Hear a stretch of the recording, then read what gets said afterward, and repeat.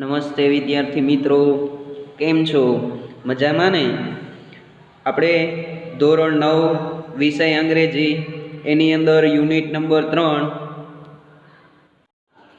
Mohan and his veena એટલે કે મોહન અને એની વીણા સ્વાધ્યાય પોથીની અંદર આપણે લાસ્ટ સેશનમાં છેલ્લા લેક્ચરની અંદર 6થા પેરેગ્રાફથી 10મા પેરેગ્રાફ લગીનું ભાષાંતર અને પ્રશ્ન જવાબ જોયા હતા. આજે સ્વાધ્યાય પોથીનો પ્રશ્ન નંબર 2 ત્યાંથી શરૂઆત કરવાની છે. શું કીધું છે? Use the set of words in your oven sentence. એટલે કે આપણે જે બે શબ્દ આપેલા છે એનો ઉપયોગ કરી અને આપણી રીતે વાક્ય બનાવવાનું છે. પેલો છે એની અંદર બે શબ્દ આપ્યા છે. ક્યાં છે? તો કે એક એન્ટર એટલે પ્રવેશ કરો, અને બીજો છે ગેધરિંગ. ગેધરિંગ શબ્દ છે આગળ આવી ગયો, તો ગેધરિંગ નો મતલબ થાય મેળાવડો. બરોબર? તો આપણે એને લઈને એક વાક્ય બનાવવાનું છે. મેં બનાવેલું છે, જોઈએ કેવી રીતના છે. વેન ધ વિનર્સ, વેન એટલે જ્યારે, ધ વિનર્સ એટલે વિજેતાઓ, એન્ટર્ડ ધ હોલ ની અંદર જ્યારે વિજેતાઓએ પ્રવેશ કર્યો હતો, the huge gathering ક્લેપ્ડ for them. Huge એટલે વિશાળ, બરોબર? જેમ વિશાળ મેળાવડો હતો, એણે તાલીઓ પાડી. કેના માટે? ફોર ધેમ એટલે તેઓના માટે. જે વિજેતા હતા એનું સ્વાગત કરવા માટે જે મેળાવડો હતો એની અંદર જે લોકો હતા એ લોકોએ એમના માટે તાલીઓ વગાડી. તો અહીંયા બે શબ્દ આવી ગયા. એક છે પેલો એન્ટર, એ આવી ગયું, અને બીજો શબ્દ હતો ગેધરિંગ, એ પણ આવી ગયું. ત્યાર પછી આપણે બીજું જોઈએ. એની અંદર પણ બે શબ્દ આપ્યા છે. તો કે મોડિફાઈ એટલે ફેરફાર કરો, સુધારો કરો, અને એફોર્ટ એટલે પ્રયત્ન. શું? તો કે Mohan took a lot of effort to modify the guitar.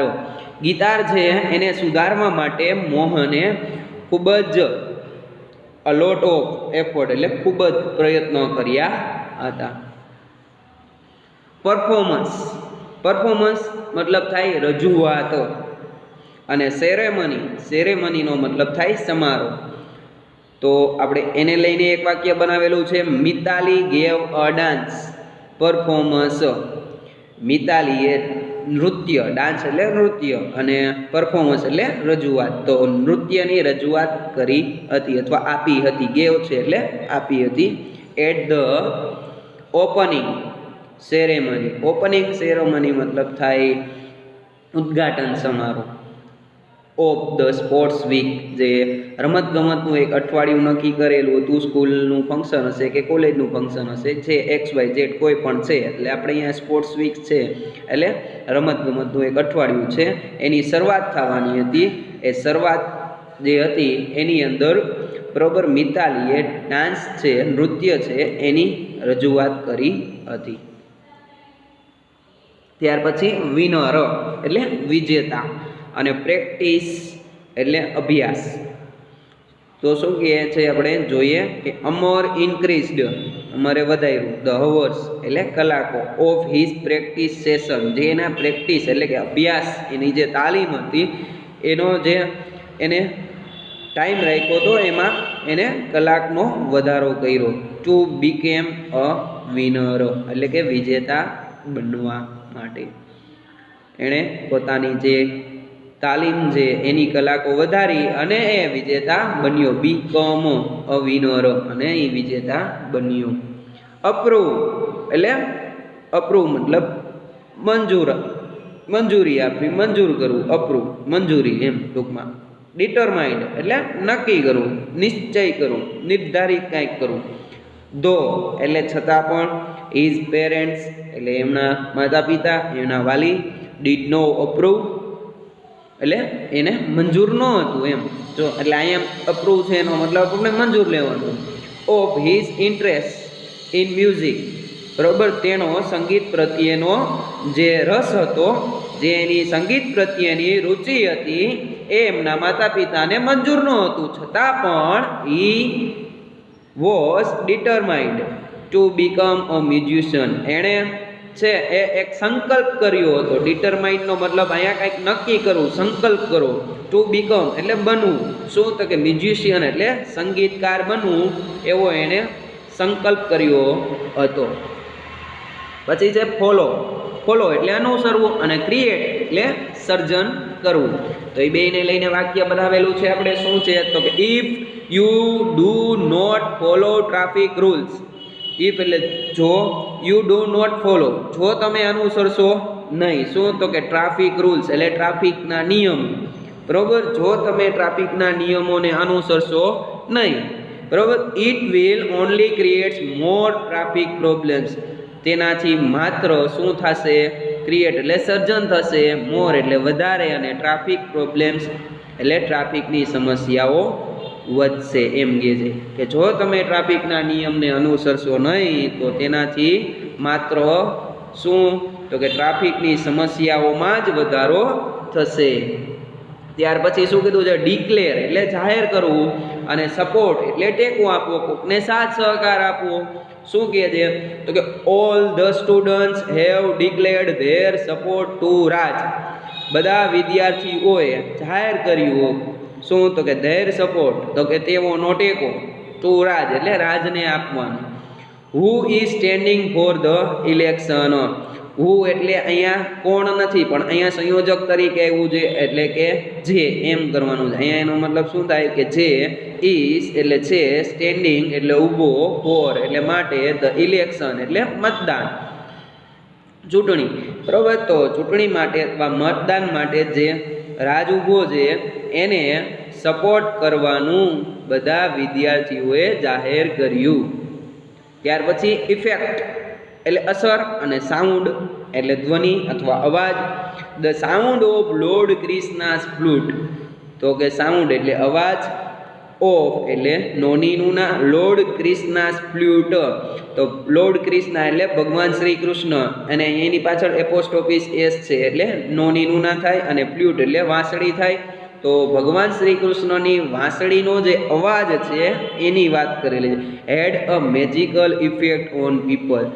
એ લોકો ઉપર, ઓન એટલે ની ઉપર, ધ પીપલ એટલે લોકો ઉપર, અને મેજિકલ ઇફેક્ટ એટલે કે એમ જાદુઈ અસર, ચમત્કારી અસર કરતી હતી.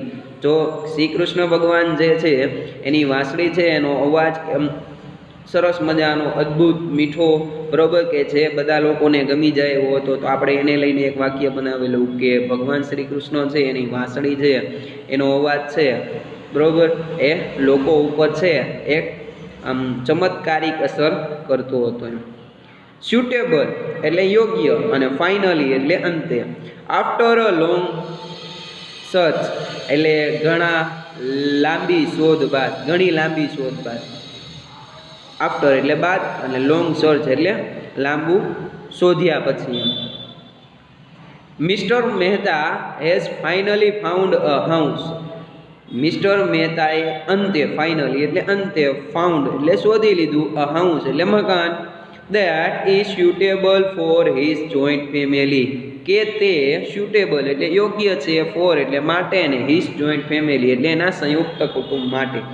તો ઘણી લાંબી શોધ બાદ મિસ્ટર મહેતાએ, બરોબર, એક મકાન એવું ગોતી લીધું કે જે એની જે સંયુક્ત પરિવાર છે એના માટે યોગ્ય છે. તો અહીંયા બે શબ્દ આવી ગયા, એ પ્રમાણે વાક્ય બનાવ્યું. ત્યાર પછી છે સાઉન્ડ એટલે ધ્વનિ, અવાજ, અને ફ્લોવિંગ એટલે વહેતું.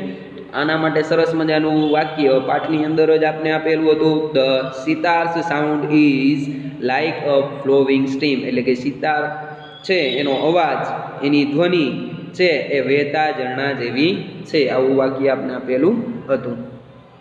પછી છે ઇન્કોર્પોરેટ એટલે માં એક કરી દેવું અથવા ની અંદર સમાવી દેવું, માં સામેલ કરવું, એવો એનો મતલબ થાય. અને એન્ટાયરિંગ એટલે ખૂબ જ અથાગ, તમે જેને કહો એ. તો આપણે એને લઈને એક વાક્ય બનાવ્યું છે, અવર પ્રિન્સિપાલ્સ એન્ટાયરિંગ એફર્ટ્સ એટલે કે અમારા પ્રિન્સિપાલના અથાગ પ્રયત્નો, એન્ડ ગાઈડન્સ એટલે માર્ગદર્શન, હેલ્પડ અસ એ અમને ઉપયોગી થયા. કેમાં? તો કે ટુ ઇનકોર્પોરેટ એટલે માં સામેલ કરવા માટે. કેમાં સામેલ કરવા માટે? તો કે સમ ચેન્જીસ એટલે ફેરફાર કરવા in the election process. Election એટલે ચૂંટણી અને પ્રોસેસ એટલે પ્રક્રિયા. તો એમ કે છે કે ચૂંટણીની પ્રક્રિયામાં ફેરફાર કરવા માટે બરોબર અમને જે પ્રિન્સિપાલના માર્ગદર્શન ને એના જે અથાગ પ્રયત્નો હતા એ અમને ઉપયોગી થયા. કેના માટે? તો કે ફોર એટલે માટે, ક્લાસ રિપ્રેઝેન્ટેટિવ એટલે વર્ગ, ક્લાસ એટલે વર્ગ થાય અને રિપ્રેઝેન્ટેટિવ એટલે પ્રતિનિધિ. જે વર્ગનું પ્રતિનિધિ કરતા હતા એ લોકોની ચૂંટણીની જે પ્રક્રિયા છે એમાં ફેરફાર સામેલ કરવા હતા. એમાં કંઈક ફેરફાર ઉમેરવા હતા. ટૂંકમાં એ ઉમેરવા માટે અથવા એમાં એ જે ફેરફાર છે એ સામેલ કરવા માટે અમારા પ્રિન્સિપાલના જે અથાગ પ્રયત્નો અને એનું જે માર્ગદર્શન હતું એ અમને ખૂબ ઉપયોગી થયું એમ કીધું છે. ત્યાર પછી આપણે જોઈએ રાઇટ એટલે લખો હુ એટલે કોણ, સેડ ટુ હુમ કોણ બોલે છે, કોને કહે છે. ધ ફોલોવિંગ સેન્ટેન્સ જે નીચેના વાક્યો છે એ કોણ બોલે છે અને કોને કહે છે આપણે લખવાનું છે. I want to play the guitar only. હું માત્ર ગિટાર વગાડવા ઈચ્છું છું. આવું કોણે કીધું હતું? તો કે મોહને. અને કેને કીધું હતું? તો કે પોતાની જાતને. એટલે મનમાં એવું એને નક્કી કર્યું હતું. તો વાક્યનો જવાબ આમ લખવાનો છે. પેલા ધીસ, પછી સેન્ટેન્સ, વોઝ, સેડ બાય. આટલું તો દરેક વાક્યની અંદર કોમન છે બરોબર. Mohan to himself. આ વાક્ય મોહન પોતાની જાતને કહે છે અથવા મનમાં બોલે છે, બોલ્યો હતો. ટૂંકમાં કહે છે એમ નહીં, અહીંયા વોઝ છે એટલે બોલ્યો હતો. The guitar does not have the effect which our instrument do and moreover it's not from India. Guitar છે એમાં આપણા જે સાધનો છે એના જેવી અસર નથી અને વધારામાં તે ભારતની પણ નથી બરોબર. આવું કોણે કીધું હતું? તો એના એક ફેમિલી મેમ્બરે કીધું હતું. કોને કીધું હતું? તો કે મોહનને કીધું હતું. તો this sentence was said by a family member to Mohan બરોબર. ત્યાર પછી do you know your father does not approve of your love for the guitar. તારા પિતાને તારો ગીતાર પ્રત્યેનો પ્રેમ છે એ ગમતો નથી, એ મંજૂર નથી. શું તું તે જાણતો નથી? આવું મોહનના આંટીએ મોહનને કીધું હતું. તો અહીંયા શું આવશે? This sentence was said by Mohan's aunty to Mohan. પછી let him follow his heart's desire. ચાલો હવે એને એની જે હૃદયની ઈચ્છા છે એને અનુસરવા દો. આવું કોણે કીધું હતું? તો કે એના મમ્મીએ. કોના મમ્મીએ? મોહનના મમ્મીએ એના જે ફેમિલી મેમ્બર હતા બધા એમને કીધું હતું. શું કીધું હતું? કે હવે એને એના હૃદયની જે ઈચ્છા છે એને અનુસરવા દો. This sentence was said by Mohan's mother to the family members. You need to work very hard with the new instrument. તારે આ નવા સાધન સાથે સખત મહેનત કરવાની જરૂર છે, ખૂબ જ મહેનત કરવાની જરૂર છે. આવું કોણે કીધું હતું? તો કે એક રિલેટિવ હતા એણે મોહનને કીધું હતું. તો this sentence was said by a relative to Mohan. ત્યાર પછી last, this instrument will become my face to the world બરોબર. તો આ જે સાધન છે એ મને વિશ્વની અંદર ખ્યાતિ અપાવશે. આવું વાક્ય કોણ બોલ્યું હતું? તો કે મોહન. કોને કીધું હતું? તો કે મનમાં, પોતાની જાતને. તો this sentence was said by Mohan to himself. ત્યાર પછી આપણે ફોર્થ ક્વેશ્ચન જોઈએ. શું કીધું છે? Filling the blanks, choosing the correct words from the brackets. એટલે ખાલી જગ્યા છે પૂરવાની છે આપણે જે કાઉન્સ આપેલા છે એના આધારે બરોબર. તો મેં અહીંયા ડબલ કલરમાં લખેલું છે, જે અલગ કલરથી છે ખાલી જગ્યા છે બરોબર. એમ સમજવાનું છે તમારે. આપણે જોઈએ પહેલા કૌંસની અંદર જે કાંઈ 3 વર્ડ્સ આપ્યા છે જોઈ લઈ. પહેલું છે વોકલ બરોબર, બીજું છે મ્યુઝિશિયન અને ત્રીજું છે ઇનિશિયલી બરોબર. તો આ 3 છે એ ક્યાં આવશે આપણે જોતા જાય. પહેલા છે music was in his blood. જેમ સંગીત છે એના લોહીમાં હતું. હી ગ્રુ અપ તે ઉછર્યો હતો. વિથ એટલે ની વચ્ચે. એની વચ્ચે ઉછર્યો હતો તો કે સંગીતકારોની વચ્ચે. તો પહેલા આવશે મ્યુઝિશિયન, પહેલી ખાલી જગ્યામાં musician. Like his father and other family members. એના પિતા અને બીજા જે પરિવારના સભ્યો છે એની જેમ હી વોઝ ખાલી જગ્યા ટ્રેન્ડ, બરાબર, એટલે તાલીમ આપવામાં આવી. તો પહેલામાં આપણે મ્યુઝિશિયન લીધું, તો બીજામાં આવશે ઇનિશિયલી એટલે શરૂઆતમાં એને તાલીમ આપવામાં આવી. કેની તાલીમ આપવામાં આવી? તો કે ઇન વોકલ મ્યુઝિક, એટલે કે ગાયન છે એના સંગીતની તાલીમ આપવામાં આવી. તો પહેલામાં મ્યુઝિશિયન, બીજામાં ઇનિશિયલી અને થર્ડ લાસ્ટ જે વોકલ. ત્યાર પછી બીજો પેરેગ્રાફ છે એમાં જઈએ આપણે. પેલું છે ક્લાસિકલ એટલે શાસ્ત્રીય, ઇફેક્ટ એટલે અસર, અને પ્રેક્ટિસ એટલે અભ્યાસ. તો આપણે જોઈ લઈએ એની અંદર શું છે.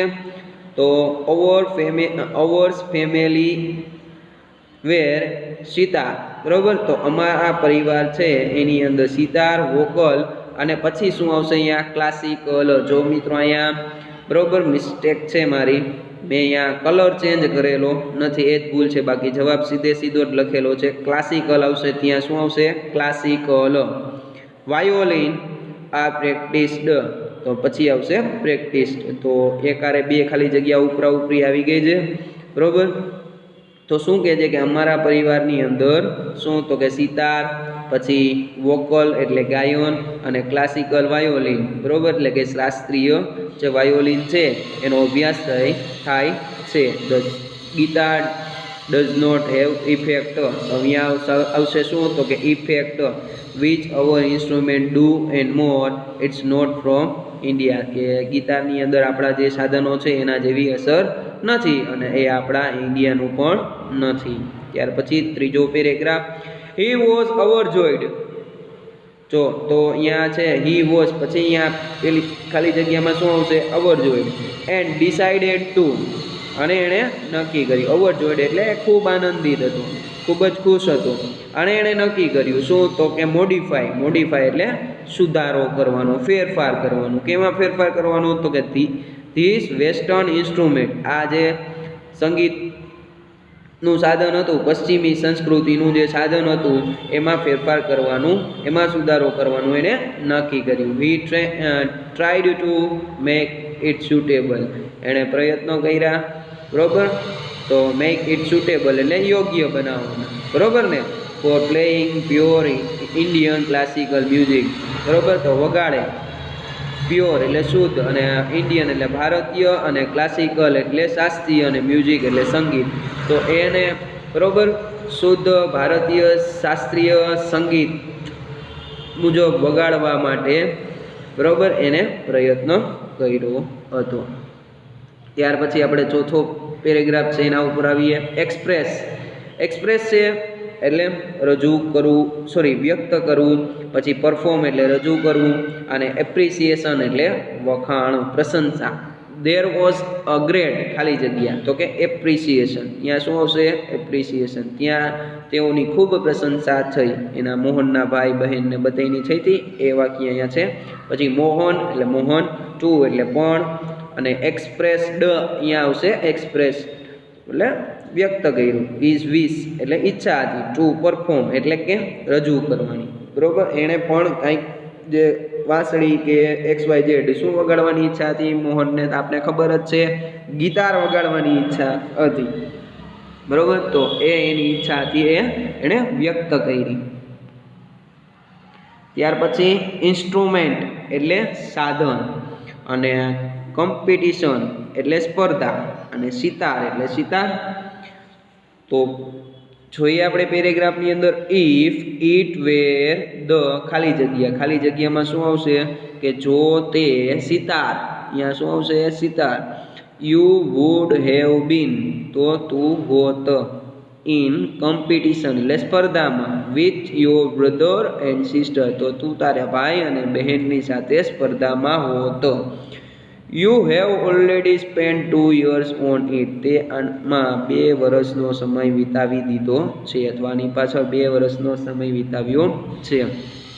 બટ સ્ટીલ પરંતુ તેમ છતાં પણ, ધીસ પછી ખાલી જગ્યા નીડ્સ મોર, તો અહીંયા લાસ્ટમાં છેલ્લું શું વધ્યું? તો કે ઇન્સ્ટ્રુમેન્ટ. તો અહીંયા આવશે આ સાધનની માં તારે હજુ વધુ અભ્યાસ કરવાની જરૂર છે. પછી છે ડેપ્થ એટલે ઊંડાણ, સાઉન્ડ એટલે ધ્વનિ, અને ફ્લોવિંગ એટલે વહેતું. તો પહેલાં શું છે ધ સિતાર્સ, તો અહીંયા શું આવશે સાઉન્ડ એટલે સિતારનો અવાજ, સિતારની ધ્વનિ ઇઝ લાઇક એ ના જેવું છે. કેના જેવું તો કે ફ્લોવિંગ, બીજામાં આવશે ફ્લોવિંગ, સ્ટ્રીમ એટલે ઝરણા, વહેતા ઝરણા જેવું છે. સિતારનો અવાજ છે વહેતા ઝરણા જેવો છે. Your instrument does not have that એટલે લાસ્ટ વધ્યું ડેપ્થ, તારા જે આ સાધન છે એની અંદર એટલું ઊંડાણ નથી. ત્યાર પછી જોઈએ આપણે શ્યોર એટલે ચોક્કસ, અને ડિટરમાઇન્ડ એટલે સંકલ્પ કરવો, નિશ્ચિત થઈ જવું, અને ફેસ એટલે આમ જોઈએ તો સામનો કરવો, પરંતુ ફેસનો મતલબ થાય અહીંયા ખ્યાતિ. This instrument will became my face to the world, આ સાધન છે એ મને વિશ્વમાં નામના અપાવશે. બરાબર, તો પહેલામાં શું આવશે માય પછી ફેસ, પછી આ એમ પછી ખાલી જગ્યા, તો અહીંયા શું આવશે તો કે શ્યોર. બરાબર, મને ખાતરી છે શું તો કે I am going to make it big, very big, હું બરાબર સફળ થઈશ અને ખૂબ જ સફળ થઈશ. હી વોઝ ડિટરમાઇન્ડ, તો લાસ્ટમાં શું આવશે તેવું તેણે નક્કી કર્યું. પછી 8માની અંદર પેલો છે ટર્નિંગ પોઈન્ટ, એટલે શું કહેવાય વળાંક, પરિવર્તનનો જે સમય હોય એને ટર્નિંગ પોઈન્ટ કહેવાય, પરિવર્તનનો સમય. પછી ડબલ્ડ એટલે બમણો કરવો, અને ઇન્સિડન્ટ એટલે પ્રસંગ. આપણે જોઈએ ધીસ પછી ખાલી જગ્યા took place when Mohan was only 16 years of age, કે આ ઘટના જ્યારે બની તો અહીંયા શું આવશે ઇન્સિડન્ટ, ત્યારે મોહન કેટલા વર્ષનો હતો તો કે 16 વર્ષનો હતો. ઇટ વોઝ ધ ખાલી જગ્યા ઇન હિઝ લાઈફ, કે તે તેના જીવનની ખાલી જગ્યા હતી, એટલે કે એ એના જીવનની અંદર કેવો સમયગાળો હતો તો કે ટર્નિંગ પોઈન્ટ, એટલે કે પરિવર્તનનો એક ભાગ હતો, એક સમય હતો. મોહન પછી શું આવશે ડબલ્ડ, અહીંયા શું આવશે ડબલ્ડ. બરોબર, તો અહીંયા ડબલ આવશે is Riyaz and practice for about 10 hours a day, દિવસમાં 10 કલાક છે એ તાલીમ અભ્યાસ કરતો હતો, અને એને જે રિયાઝનો સમય છે એ બમણો કરી દીધો હતો. પછી જોઈએ ટેકનિક એટલે પદ્ધતિ, ઇનકોર્પોરેટ એટલે માં સામેલ કરવું, આસ્પેક્ટ એટલે પાસા. બરોબર, હી અલ્સો સ્ટડી અધર ખાલી જગ્યા ઓફ ગીતાર, એણે પણ અભ્યાસ કર્યો હતો. અધર એટલે અન્ય, અને આસ્પેક્ટ એટલે અહીંયા પાસા, એટલે અહીંયા આવશે આસ્પેક્ટ, અન્ય પાસાઓ ઓફ ગીતાર, ગીતારના અન્ય પાસાઓ ઉપર પણ એણે અભ્યાસ કરેલો હતો. હી ડિસાઇડેડ ટુ ખાલી જગ્યા ધ સ્પેશિયાલિટી પછી ખાલી જગ્યા and sound of every instrument in to the guitar, તો પહેલામાં આવશે એણે નક્કી કર્યું ટુ, તો પહેલામાં બીજી ખાલી જગ્યામાં શું આવશે તો કે ઇનકોર્પોરેટ એટલે માં સામેલ કરવું, માં એક કરી દેવું, સ્પેશિયાલિટી એટલે વિશેષતા, પછી શું આવશે તો કે ટેકનિક્સ એટલે પદ્ધતિ, એન્ડ સાઉન્ડ એટલે ધ્વનિ, ઓફ એવરી ઇન્સ્ટ્રુમેન્ટ દરેક જે સાધન છે એની ધ્વનિ, એની ખાસિયત, એની જે પદ્ધતિ, આ બધાને ગીતારની અંદર સામેલ કરી દેવા એવું એણે નક્કી કર્યું હતું.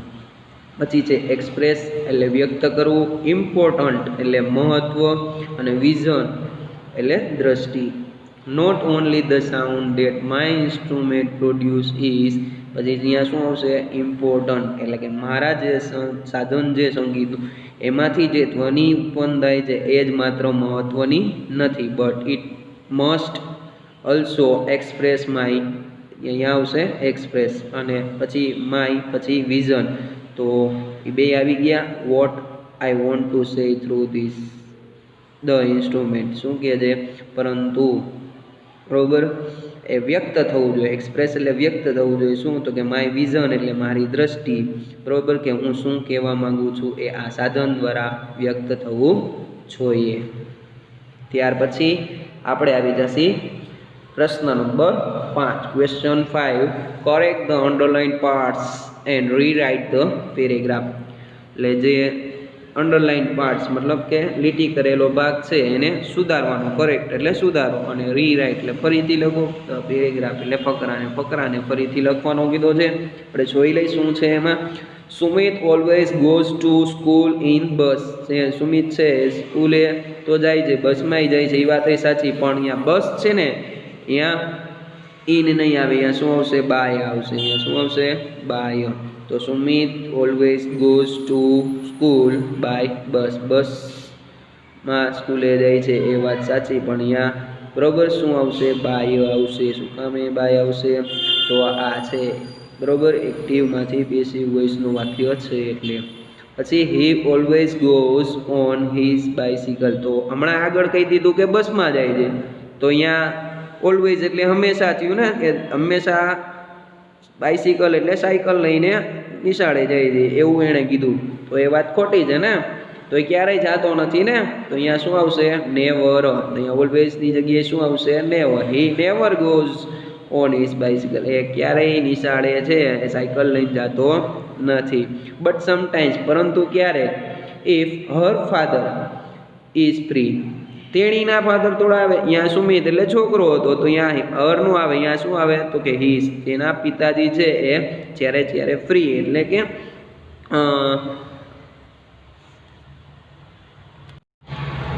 કે એના પિતાજી જ્યારે ફ્રી હોય છે ત્યારે હી ડ્રોપ્સ હિમ ટુ સ્કૂલ. એણે સ્કૂલે મૂકી જાય છે. આઈ હેવ પછી અહીંયા શું છે? નેવરની નીચે અંડરલાઈન મેં કરેલી નથી, પરંતુ નેવર છે દૂર કરવાનું. અહીંયા શું આવશે? તો કે often scene him with his father. એણે છે એ કેટલીક વખત, ઓફન એટલે ક્યારેક, કેટલીક વખત છે એ એના પિતાજીની સાથે જોયેલો છે. ત્યાર પછી બીજું છે પેરેગ્રાફ, એની અંદર જોઈએ, the sitar is a wonder instrument. Sitar જે એ અદ્ભુત આવે અહીંયા, તો વન્ડરનું આવે, તો અહીંયા શું આવશે? Wonderful instrument. બરોબર, સિતાર છે એક અદ્ભુત સાધન છે અથવા વાદ્ય છે, વગાડવાનું સાધન છે. The sound of sitar has the effective that no other instrument has. તો અહીંયા ઇફેક્ટિવનું આવે, અહીંયા શું આવશે? અહીંયા આવશે ઇફેક્ટ. શું કામ એને? કેમ કે ગુજરાતી કરવો જોઈએ. The sound of sitar has the effect, એટલે સિતાર છે એની ધ્વનિની જે અસર છે એવી બીજા કોઈ સાધનમાં નથી. નો અધર ઇન્સ્ટ્રુમેન્ટ હેઝ, એવી બીજા કોઈ સાધનની અંદર નથી. અને ઇટ ઇઝ વાઇડ છે, અહીંયા એનું શું થઈ જાય? વાઇડલી. બરોબર, એટલે ખૂબ મોટા પ્રમાણમાં યુઝ ઇન ઇન્ડિયા. પછી ક્લાસિક છે એનું શું થઈ જાય? Classical music. ભારતીય શાસ્ત્રીય સંગીતની અંદર એનો મોટા પ્રમાણમાં ઉપયોગ થાય છે. અને last, all the students were standing quiet in a queue. વિદ્યાર્થી છે એ ઊભા છે, ક્વાઇટ એટલે આમ તો શાંત થાય, ઇન અ ક્યુ એટલે કતાર, જે લાંબી લાઈન હોય એની અંદર ઊભા છે, પણ શાંતિપૂર્વક ઊભા છે એવું કરવાનું છે. તો અહીંયા શું થઈ જાય? ક્વાઇટલી. શું થઈ જાય? ક્વાઇટલી.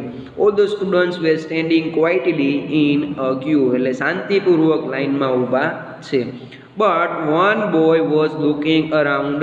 એક છોકરો છે એ ચારેય તરફ જોઈ રહ્યો છે. અન્શિયસ છે ત્યાં અન્શિયસલી એટલે કે ચિંતા નહીં, પણ ચિંતાતુર થઈને, ચિંતાથી જોઈ રહ્યો છે. હિઝ ફ્રેન્ડ ટેપ્ડ એટલે મૂકવું, હાથ મૂકવો એમ. Gently on his shoulder. તો અહીંયા જેન્ટલ છે એનું શું કરી નાખવાનું? જેન્ટલી એટલે સામાન્ય રીતે. Why are you nervously. તો અહીંયા નર્વસલીનું શું થઈ જાય? તો કે નર્વસ. શા માટે તું ઉદાસ છે? એ આસ્ડ, એવું એણે પૂછ્યું. બરોબર, તો આ હતું આપણે સ્વાધ્યાય. એની અંદર આપણે બે પ્રશ્ન નંબર 2 થી લઈને પ્રશ્ન નંબર 5 છે એનું આજે સમજ્યા. આવતીકાલે એટલે કે આના પછીના લેક્ચરની અંદર આપણે 6થા પ્રશ્નથી લઈ અને 10મા પ્રશ્ન લગીનું સમજશી. અત્યારે અહીંયા લગી રાખશી. નમસ્તે.